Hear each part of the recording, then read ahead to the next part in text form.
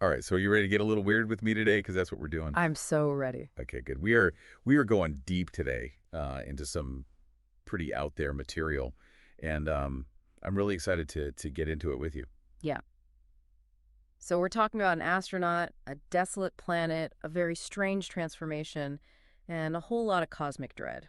And we're analyzing a piece of writing that really takes us into some interesting territory when it comes to, the idea of cosmic horror and what happens when identity kind of shatters and perception becomes unreliable. Yeah, this is not your typical space adventure. Right. This astronaut, he encounters something and it changes him completely. Exactly. In fact, the analysis calls it a metamorphosis of both flesh and consciousness, Yeah. which just sounds, Yeah, it's terrifying and intriguing. yeah, it's terrifying. So let's talk about that metamorphosis because that's really at the heart of this whole thing. Yeah, absolutely. The astronaut crashes on this desolate planet and encounters this weird orb, and then bam, he's transformed into a swarm of moths. Mm. What immediately jumps out at you about this particular metamorphosis? Well, I think the first thing is that he's no longer a single being, right? He's a collective. Yeah.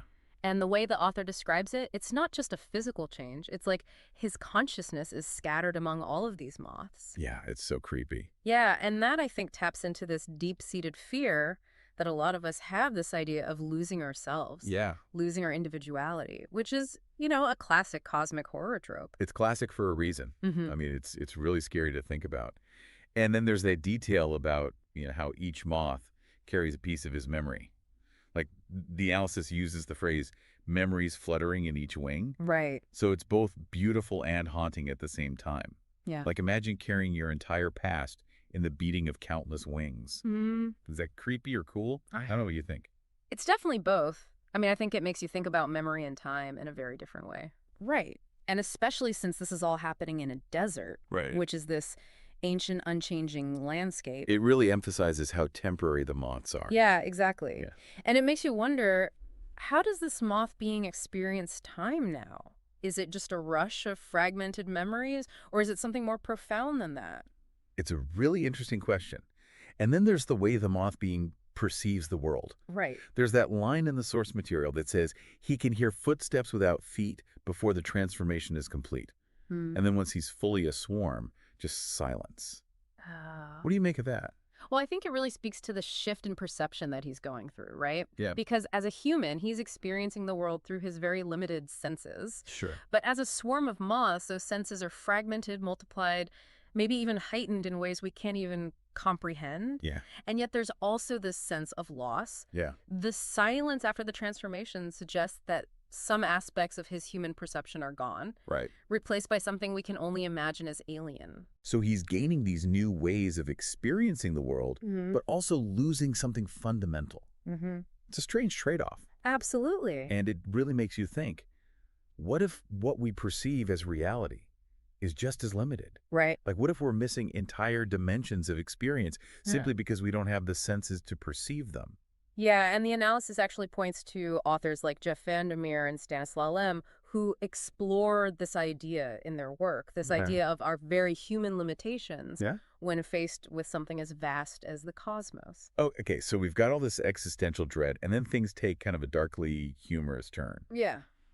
There's this scene where the moth being, he tries to enter a diner, Okay. and he's struggling with the door, because he's a swarm of moths. Of course. And the people inside, they barely even notice him. Oh, wow. They just mention needing bug spray. Oh, my gosh. Why include this seemingly absurd detail in a story about, existential transformation? What do you think? It's brilliant. I love it because it highlights this disconnect between the astronaut's experience and this mundane reality of these people in the diner. It's like the universe is playing a joke, Totally.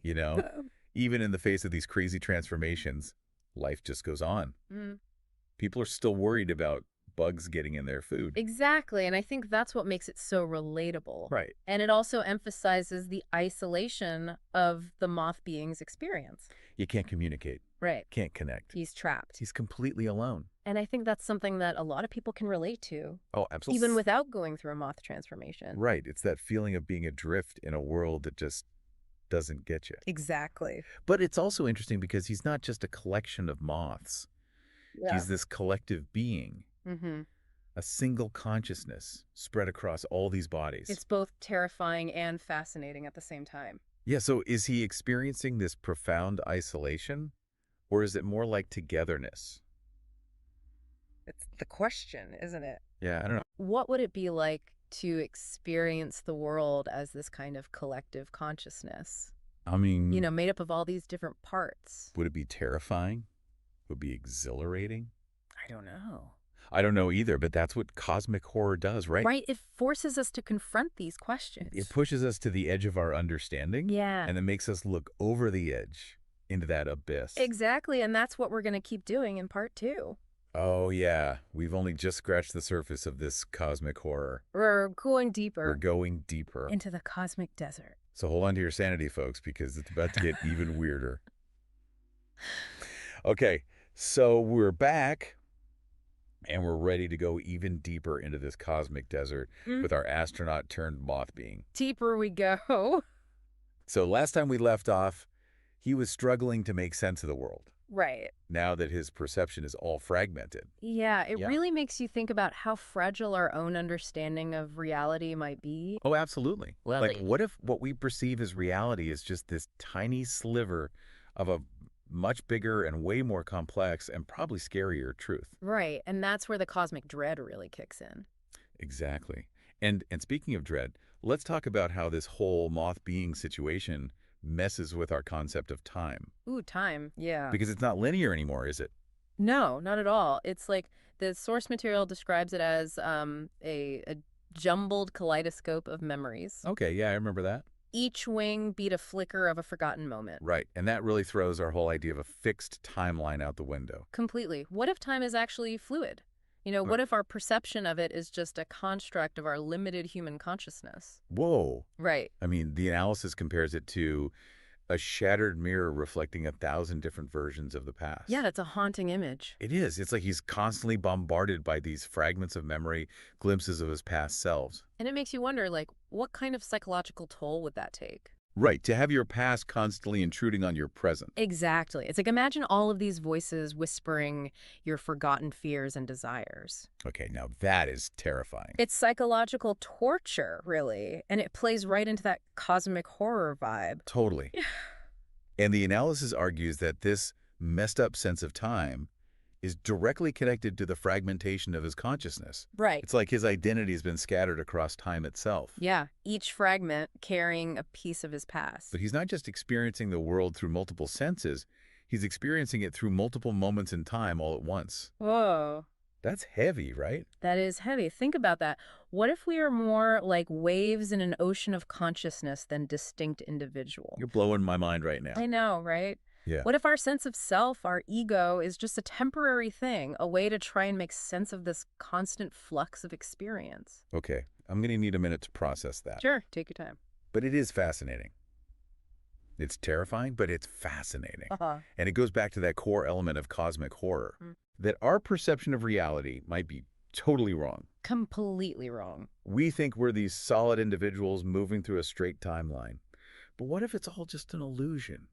And, the analysis actually quotes H.P. Lovecraft here, and it's a chilling quote. Now you know me.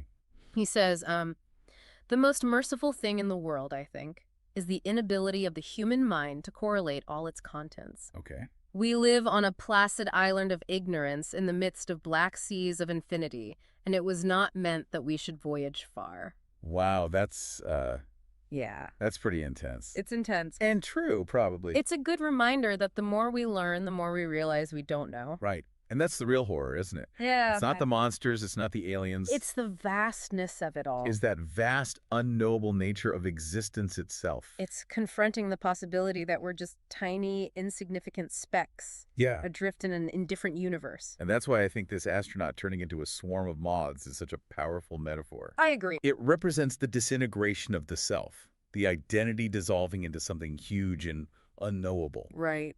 But even within that disintegration, there's something kind of beautiful about it, isn't there? I think so, yeah. This sense of interconnectedness. Like those moths, each carrying a fragment of his consciousness, they're also connected to something much bigger than themselves. Yeah. A collective consciousness that goes beyond their individual existence. You've hit on something there, I think. The horror comes from losing your individuality, but it also hints at this connection to something more profound. Something beyond our human understanding. It's like the moth being. By losing his human identity, he gains access to a different kind of awareness. A glimpse of how everything is interconnected. Yeah, it's like he's tapping into this cosmic network, Right. a web of consciousness that stretches across time and space. But that connection comes at a price. Right. The loss of his human self. Yeah, that's a trade-off I'm not sure I'd be willing to make. Would you, though? Because the analysis suggests that maybe we're already part of that cosmic network, whether we realize it or not. Whoa, okay, hold on. What if our individual consciousness is just a ripple in a much larger ocean? So you're saying we're all connected? Maybe even now. Possibly, and that kind of reframes the whole idea of death, doesn't it? Yeah, because if we're not really individual beings, Right. but just expressions of this larger consciousness, then maybe death isn't an ending. Maybe it's just a transition. Emerging back into the source. A lot of cultures have explored this concept through their spiritual and philosophical traditions. It's fascinating to see how the author of this piece, through this lens of cosmic horror, arrives at a similar idea. Right. It's like a reminder that even in the face of the most terrifying things, there can still be this sense of wonder, Yeah. this awe at the mystery of it all. Let's not get too carried away with the wonder, because there's still the horror aspect. The analysis compares the moth being's fragmented consciousness to the descriptions in The Color Out of Space by Lovecraft, Oh, yeah. where exposure to this alien entity causes a breakdown of reality and a descent into madness. That's right. It's not just peacefully merging with the cosmos. Right. This fragmentation of the self can be terrifying. A loss of control. A descent into chaos. Exactly. And remember that scene at the diner? Oh, yeah. Yeah. The moth being is drawn to the light and the warmth, Right. but he's met with fear and rejection. Yeah. They see him as a pest, something to get rid of. It's a reminder that even if we are all connected on some cosmic level, Yeah. it doesn't necessarily mean it's a harmonious connection. Right. There's still that sense of otherness, of alienation, That feeling of being alone. which brings us back to the core themes of cosmic horror. Isolation, insignificance, and the realization that we might be fundamentally alone in the universe. Yeah. Even if we're part of something larger. It's a paradox, isn't it? It is. It's a paradox. Connected yet isolated. Part of something vast yet insignificant. And that's where cosmic horror thrives, Yeah. in that tension between connection and alienation. Between what we know and what we don't. So where do we go from here? We've explored the fragmented consciousness, the messed up time, the terrifying and awe-inspiring implications of a collective consciousness. Well, we haven't really delved into the psychological impact of his transformation. Sure. How does he cope with losing his human identity? Yeah. What's left of his former self in that swarm of moths? And what about those emotions that are still lingering? Yeah. The love, the loss, the memories that continue to haunt him? We're going to explore all of that in part 3. We're going even deeper into the cosmic desert. Buckle up. Okay, so we're back, and we're wrapping up our deep dive into the cosmic desert with our astronaut-turned-moth being. It's been quite a journey. It has been, hasn't it? And, we've talked about the fragmented consciousness, the time distortion, the implications of a collective existence. Right, all those big cosmic questions. Exactly. Yeah. Now I think it's time to get a little more personal. Okay, yeah. Like, what does all this mean for the astronaut on an emotional level? Yeah, that's the real heart of it, isn't it? It is, because we've established that this transformation isn't just physical, right? Oh, absolutely not. It's a complete shattering of the self. Yeah. You Like, know, his identity has been scattered across all these individual moths. but what happens to his emotions?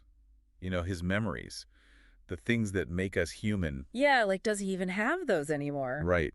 Because the source material, it actually highlights the persistence of certain emotions, like love and longing, even as the astronaut's sense of self is dissolving. There's that passage where he's remembering his lost love. Yeah, and it's described as a phantom limb, an ache that echoed across the span of his fragmented being. That's powerful. It is. It's like, even though he's no longer human, those feelings, those connections to his past are still there. It's like they're haunting him. Yeah. And the analysis points out that this is something you see a lot in cosmic horror. Yeah, like, even when we're confronted with the vastness of the universe and how small we are, Those human emotions, the things that connect us, they stick around. they're hard to shake. So it's both comforting and unsettling, Yeah, I see that. Like, even if we were to go through some kind of cosmic transformation, lose our individual identities, become one with everything. Part of us would still remain. The part that loves, that grieves, that remembers. It really makes you think about what truly defines us. Yeah. Like, is it our physical form, our individual consciousness?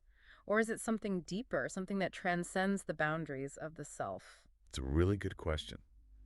And honestly, I don't have any answers. Me neither. But I think that's the point, you know? Cosmic horror doesn't give you easy answers. It forces you to confront the unknown, to wrestle with questions that might not even have answers. It makes you re-examine your assumptions about reality, about yourself. About existence itself. Exactly. But let's not forget, the horror part of cosmic horror. Right, it's not all philosophical and existential. It's not just deep thoughts and pondering. There's a real sense of dread. Of unease. That runs through this whole thing. Yeah, and the analysis compares the moth being's transformation to David Cronenberg's work. Oh, interesting. Especially his films about, flesh and technology. The merging of the human and the non-human. Yeah, and there's this visceral quality to the astronaut's transformation. It feels wrong, doesn't it? It does. Like something's really wrong on a biological level. A violation of the natural order. And then there's the setting, The desolate alien landscape. It's not just a background. It's part of the horror. It's a reflection of the astronaut's inner turmoil. It's described as an existential desert, a wasteland of shattered perceptions and fragmented memories. That's perfect because the desert, with its emptiness and beauty... Yeah, it becomes a symbol of the astronaut's state of mind. He's lost. He's alone. Adrift in this sea of uncertainty. And the landscape mirrors that, right? Reflects the fragmentation of his consciousness. So the horror is coming from inside and out. He's transforming, losing himself, and the environment is just amplifying that dread. It's like a double whammy of cosmic horror. And that's what makes this so effective. Yeah. It blends the psychological and the physical, the internal and the external. It creates a truly immersive experience. Exactly. So as we reach the end of our deep dive, what can we take away from all this? Well, I think it's a reminder that the universe is a vast and mysterious place. Yeah. Full of wonders and horrors that we may never understand. It challenges our ideas about reality, about consciousness, about the limits of what we can know. It pushes us to our edge. And it reminds us that even in the face of cosmic dread, even as we dissolve into something bigger than ourselves, there's still hope. A spark of humanity that persists. Those emotions, those memories, the connections we have. They remain. Even as we face the unknown. And maybe, just maybe, if we embrace that unknown, if we accept how little we know, we can find a deeper connection. To the universe. To ourselves. So keep those minds open, everyone. Stay curious. Keep asking those existential questions. The universe is waiting. Even if it tries to scare us along the way. That's the essence of cosmic horror. And that's a wrap on this deep dive into the cosmic desert. Thanks for joining us. Until next time, keep exploring the depths of the unknown. And remember, the journey is just as important as the destination.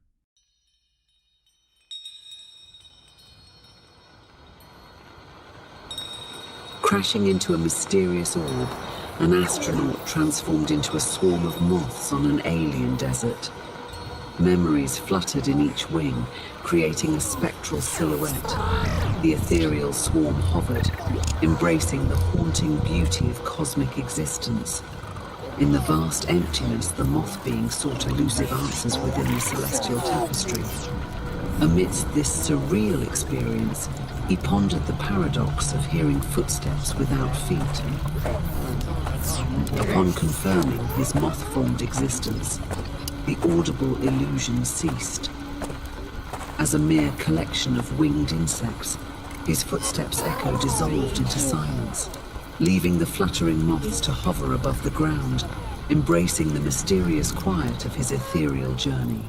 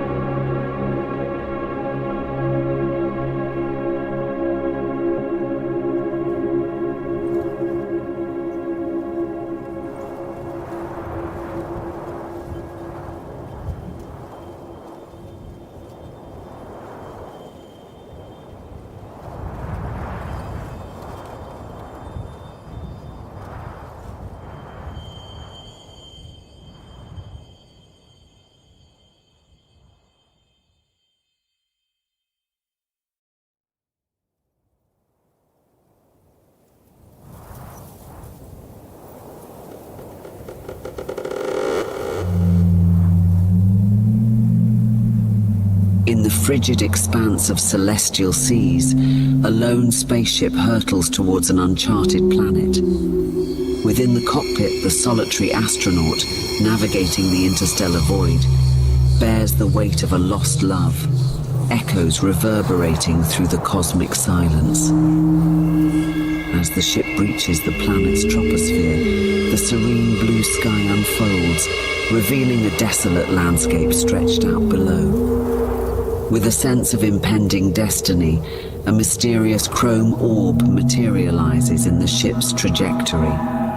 The space traveler, confined by the velocity of his descent, wrestles futilely with the controls. The collision is inevitable. The impact reverberates through the spacecraft, fire rains down from the sky, and as consciousness fades, the astronaut is thrust into a surreal awakening.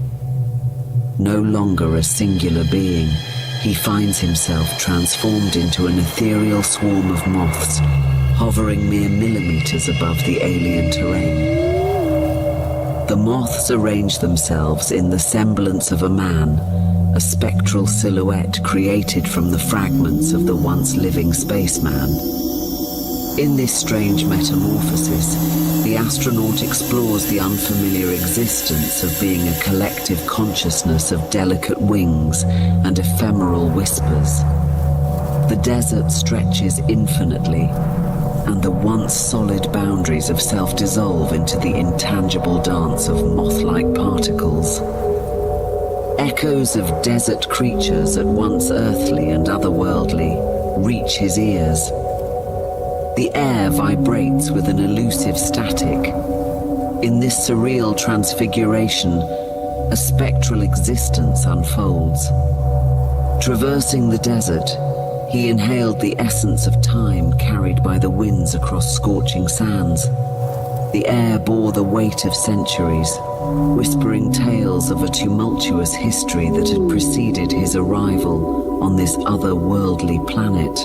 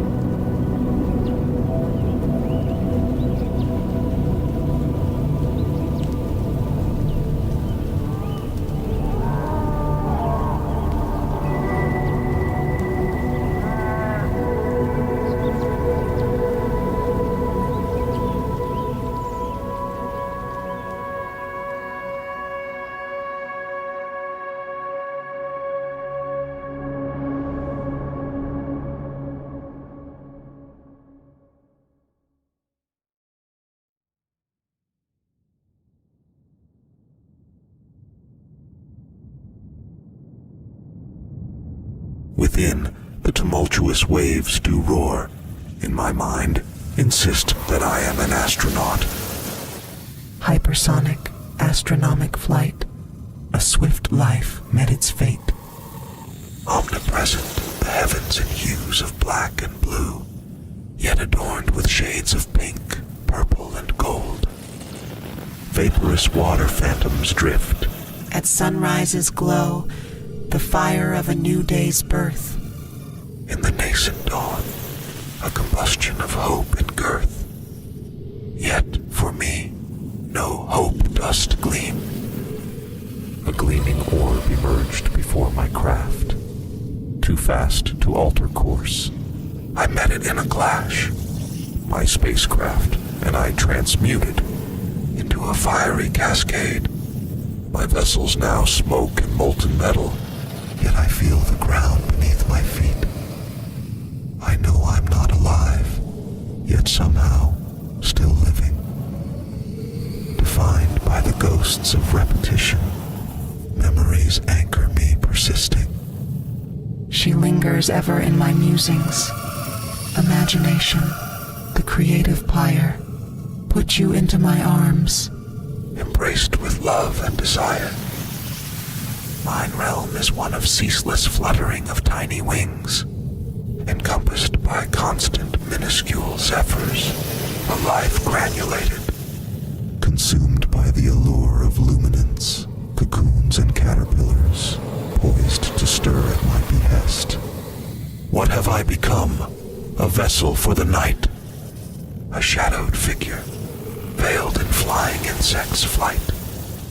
My skin and muscles, undulating and loose, are not my own, yet they enact my bidding, a puppetry of sinews, a form unwritten. Amidst this dance, a spectral sight unfurls. A swarm of moths, shaped like a man, in twirls. In shadows deep, where starlight's tender gleam, a man of moths, his essence like a dream. When words come and go inside his ghostly head, echoes, tales of the past are dread.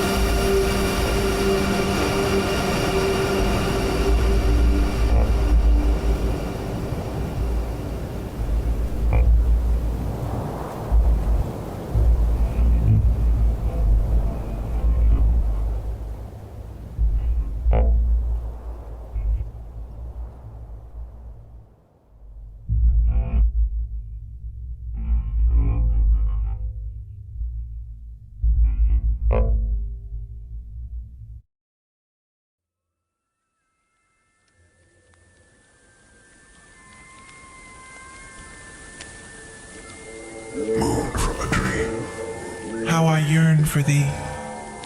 Come watch the rain with me. In feral love's wild, untamed decree.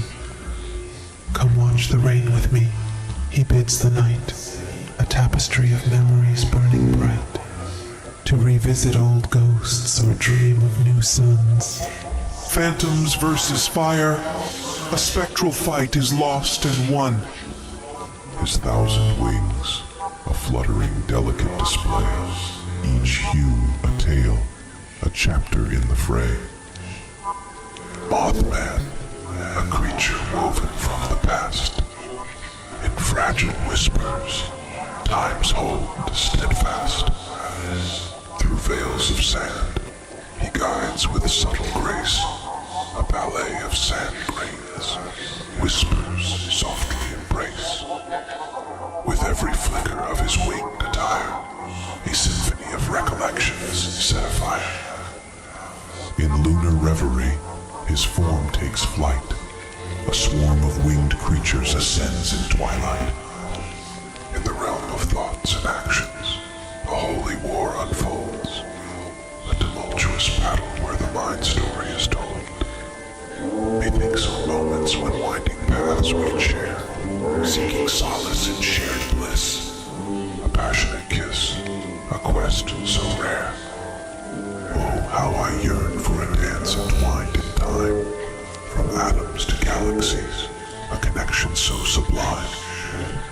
In the hues of sunset and the touch of desert's dust, our hips in motion, a melody in trust, a symphony of souls, where love forever reigns. Memories echo sweetly in love's sweet strains.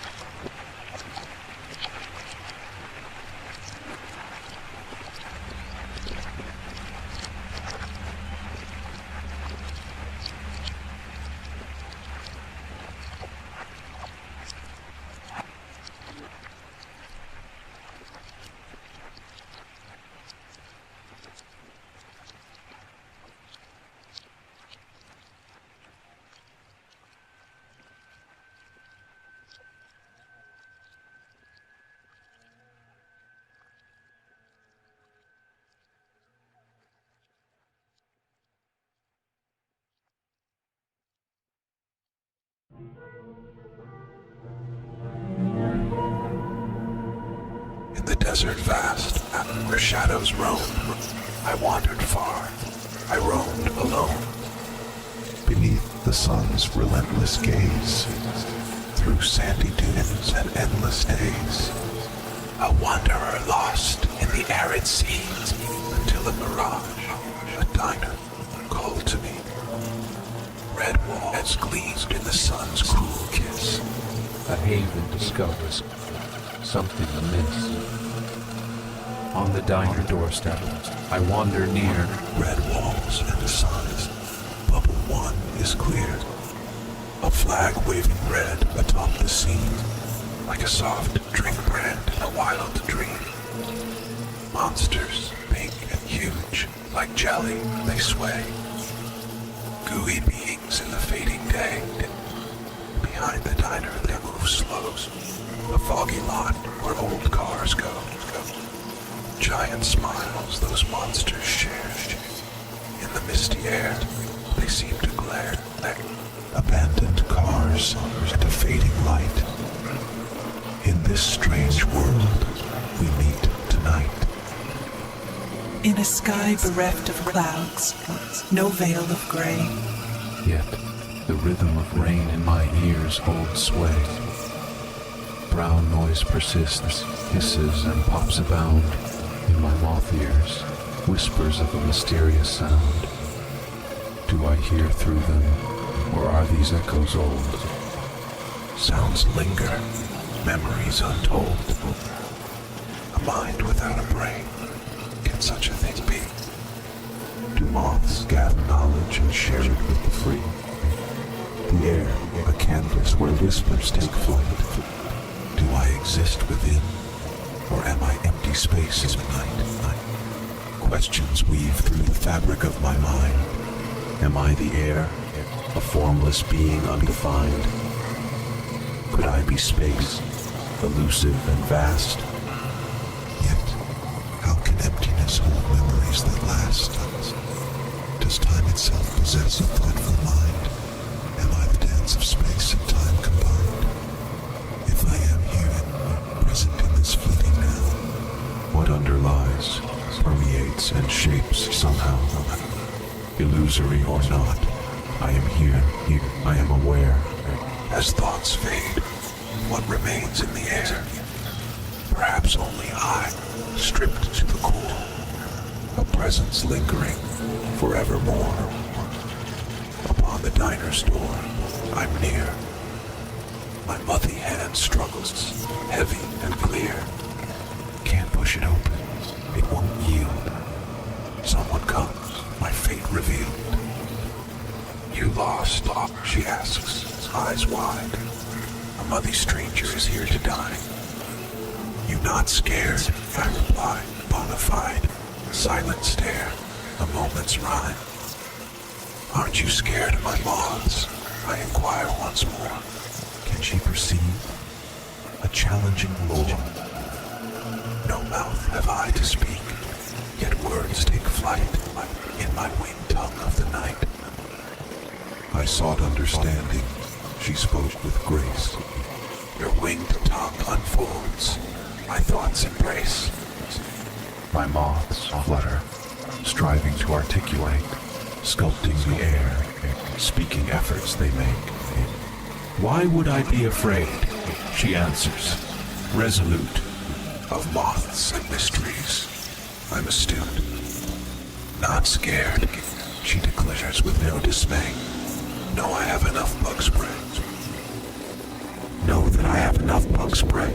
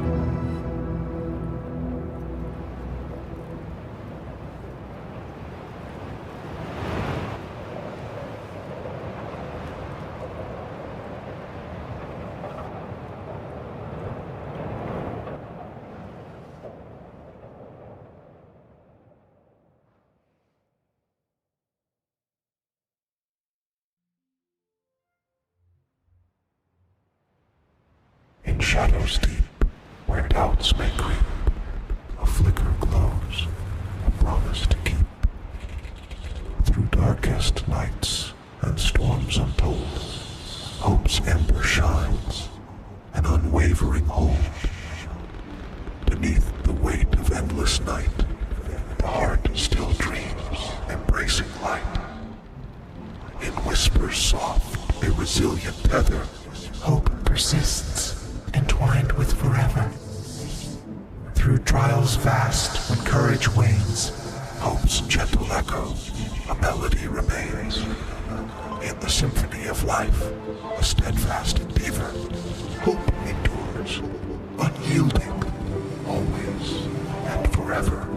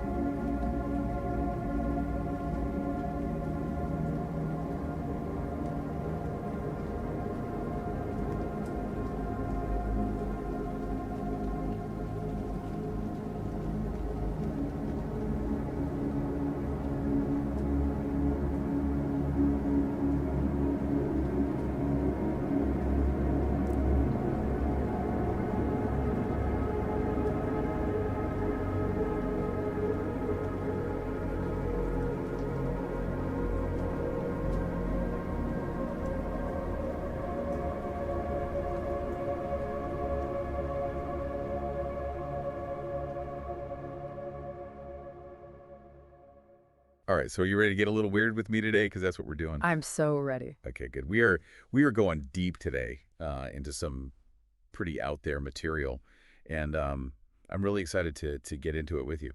Yeah. So we're talking about an astronaut, a desolate planet, a very strange transformation, and a whole lot of cosmic dread. And we're analyzing a piece of writing that really takes us into some interesting territory when it comes to, the idea of cosmic horror and what happens when identity kind of shatters and perception becomes unreliable. Yeah, this is not your typical space adventure. Right. This astronaut, he encounters something and it changes him completely. Exactly. In fact,